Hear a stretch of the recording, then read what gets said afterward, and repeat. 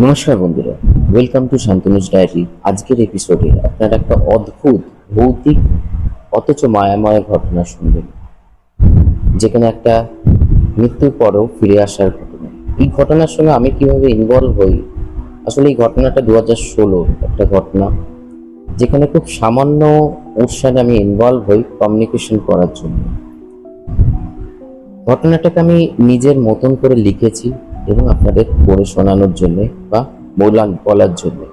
ওয়াইদায় বলে রাখি, paranormal care Facebook page বা ইউটিউব চ্যানেলে আপনাদের সাবস্ক্রাইবার ফলো করা একান্ত দরকার। এই কারণে এখানে অলওয়েজ অরিজিনাল কন্টেন্ট বা অরিজিনাল ইনফরমেশন, স্পিরিচুয়াল, প্যারানর্মাল, তন্ত্র রিলেটেড কন্টেন্ট বা হিলিং রিলেটেড, মহাবিদ্যা হিলিং আমি নিজে করে থাকি। আজকের দিনে প্রচুর মানুষ উপকৃত এই হিলিং এর জন্য। কারোর কোর্ট কেসে কেউ আটকে, কেউ অসুস্থ, কেউ শারীরিক মানসিকভাবে ভুগছে, তো কেউ বিভিন্ন রকম সমস্যায় ভুগছে। তো সেখানে মহাবিদ্যা, দশমহাবিদ্যা যেহেতু তন্ত্রের সঙ্গে রিলেটেড, তন্ত্র হিলিংও বলতে পারেন, করে থাকি। এবং আপনাদের জীবনে কোনো প্যারানর্মাল দুর্ঘটনা বা কোনো রকম স্পিরিচুয়াল প্রবলেম হলে আপনারা আমার সঙ্গে ইনবক্সে বা মেসেজে বা হোয়াটসঅ্যাপে কন্ট্যাক্ট করতেই পারেন। তো চলুন আজকের ঘটনার দিকে এগিয়ে যাই। এই ঘটনাটা বর্ধমান জেলার একটি ঘটনা, যেটা খুব প্যাথেটিক, মর্মান্তিক এবং প্রচণ্ড ভয়াবহ। যেটা একটা অদ্ভুত জায়গায় ফিলিংস আমাকে, এই ছোট একটা পোর্শন আমাকে এই ঘটনার সঙ্গে ইনভলভ করা।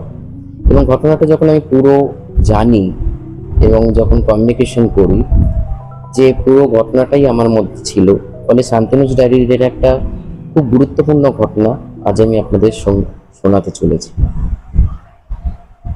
তো চলুন শুরু করা যাক। বর্ধমান জেলার এক প্রাচীন জমিদার বাড়ি, সেই বাড়িতেই থাকতো তরুণী শিউলি, তার স্বামী আর 3 বছরের সন্তান অর্ণব। সুখের সংসার হয়ে ওঠা ভেঙে গেল এক ভয়াবহ দুর্ঘটনা। এক সন্ধ্যায় শিউলি বাজার থেকে ফেরার পথে ট্রাকের ধাক্কায় প্রাণ হারান। আসলে উনি বাইকে ছিলেন, হাজব্যান্ডের সঙ্গে। হাজব্যান্ড বেঁচে যান, বাচ্চাটা বাড়িতে ছিল, উনি মারা যান।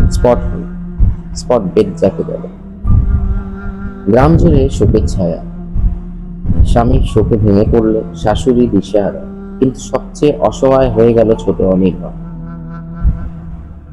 প্রতিদিন মায়ের জন্য কাঁদতে লাগল, খাবার মুখে তুলল না, রাতেও ঘুমোতো না। মানে এই জায়গাটাই আমাকে এই ঘটনাতে আকর্ষণ করে, যে 3 বছরের একটা বাচ্চা মাতৃহারা হওয়ার পর খুব প্যাথেটিক লাগে। কিন্তু আশ্চর্যজনক ভাবে শিউলির মৃত্যুর পর থেকে বাড়ির ভেতরে অদ্ভুত কিছু ঘটনা ঘটতে লাগলো। প্রথম রাত্রেই শাশুড়ি শুনলেন খুব ভোরের দিকে কার যেন পায়ের শব্দ উঠোন পেরিয়ে ঘরে ঢুকলো।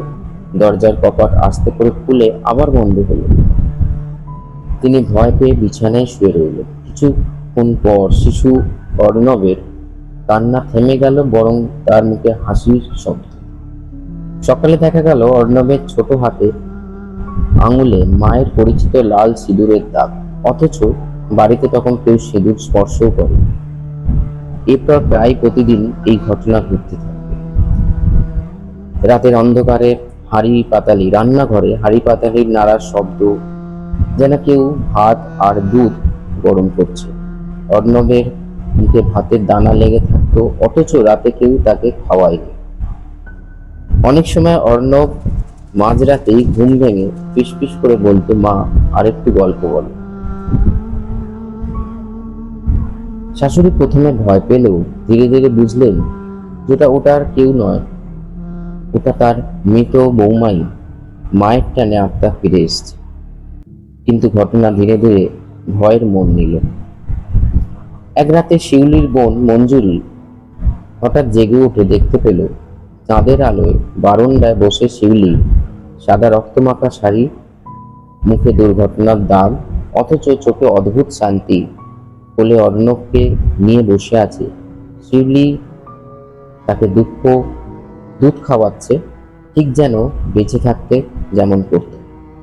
মঞ্জুরি চিৎকার করে উঠতেই অদৃশ্য হয়ে গেল সেই ছায়ামূর্তি। কিন্তু পরের দিন সকালে অর্ণবের গায়ে গন্ধ পাওয়া গেল মায়ের প্রিয় সেই চন্দন আতরে। এরপর পরিবার বুঝতে পারল প্রতিদিন ভোরের আগে শিউলির ছায়ার মতো ফিরে আসে সন্তানের কাছে, আর অর্ণবকে খাবার, ঘুম পাড়ানো, যত্ন করে যায়। মানে এই ঘটনাটা, এই যে জায়গাটা আমার কাছে শেয়ার হয় ফ্রেন্ডস, এবং ওনাদের ফ্যামিলি চায় যে আমি সেই যে তার মা মানে শিউলির যে আত্মা, তার সঙ্গে আমি কন্ট্যাক্ট করি, মানে কমিউনিকেশন করি, যে কেন উনি বারবার ফিরে আসছেন, বোঝা তো যাচ্ছে কেন, তা উনি কি রিলিজ হতে পারছেন না, বা এই সমস্ত ব্যাপারের জন্য। তো আমরা ঘটনা এগিয়ে যাই চলে, কিন্তু এর মাঝে ভয়াবহ ঘটনা ঘটল। এক রাতে হঠাৎ অর্ণব ভীষণ অসুস্থ হয়ে পড়ল। জ্বর প্রায় 104, শ্বাসকষ্ট। ডাক্তার এসে বললেন রাতটা পরে মানে রাতটা পরে করতে পারলে বাঁচাতে পারবো, মানে রাতটা গেলে বাঁচাতে পারবো, পার করতে পারলে বাঁচাতে পারবো।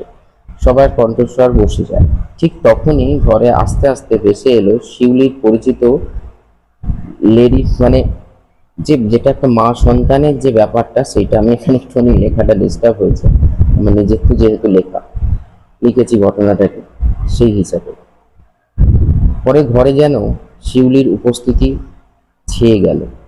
শাশুড়ি স্পষ্ট শুনলেন শিউলির কণ্ঠ। অর্ণব আর শেষ রাতের মতো তার মাকে আঁকড়ে ধরল। কাল থেকে তোকে আর ভয় পেতে হবে না।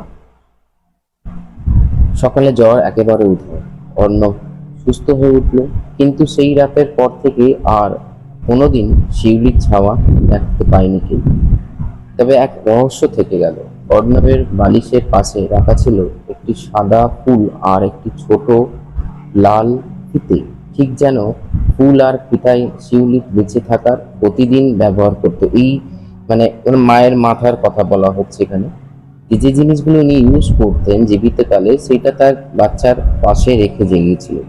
পরিবারে আজও বিশ্বাস করে শিউলির মৃত্যুর পর কয়েক মাস ধরে সন্তানের পাশে থেকেছে, যতদিন না সে নিরাপদ দাঁড়াতে পারে। একজন মায়ের ভালোবাসা মৃত্যুর দেয়াল ভেদ করেও থেমে থাকে না।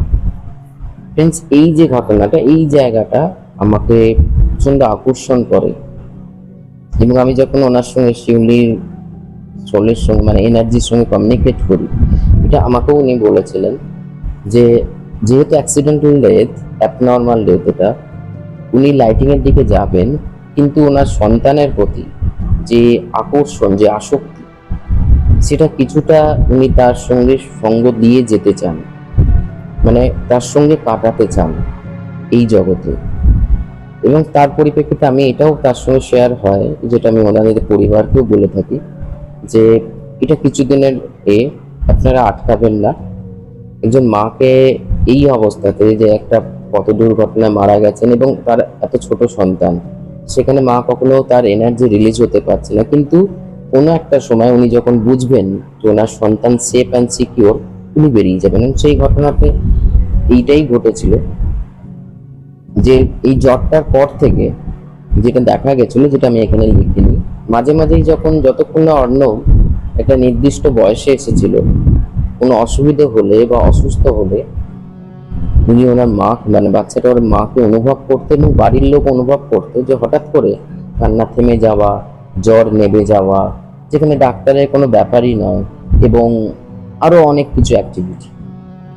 তো এই ঘটনাটা আমি শান্তনুস ডায়েরির স্পেশাল এপিসোডে এই কারণে রেখেছি, এটা একটা সত্যিকারের স্নেহ, যেটা সব থেকে বা একটা দুর্লভ সম্পর্ক আমাদের এই জগতে, মা এবং সন্তান। মৃত্যুর পরে তাকে কেউ আটকাতে পারে। তো চলুন, আপনাদের জীবনে যদি কোনো ঘটনা থাকে, সত্যিকারের ঘটনা, তো আপনি আমাকে ইনবক্স করতে পারেন লিখে, বা ভয়েস মেসেজও করতে পারেন। উপযুক্ত হলে চ্যানেলে এবং ফেসবুক পেজে শেয়ার করা হবে। শান্তনুস ডায়েরির নেক্সট ঘটনা আসছে সানডেতে, ওয়েট করে থাকুন, ভালো কিছু পাবেন। নমস্কার।